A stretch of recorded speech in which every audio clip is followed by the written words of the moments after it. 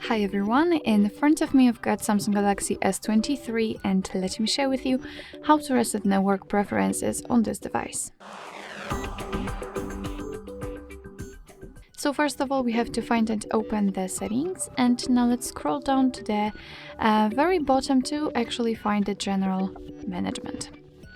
Now we have to scroll down to find the reset option, and as you can see on the second position we've got the reset network settings, so let's tap.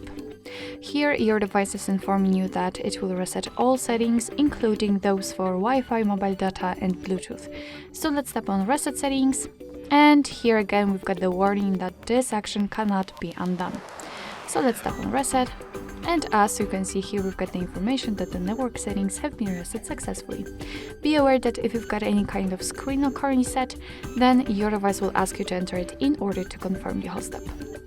So basically that's all. This is how to reset network preferences in your Samsung Galaxy S23. Thank you so much for watching. I hope that this video was helpful, and if it was, please hit the subscribe button and leave the thumbs up.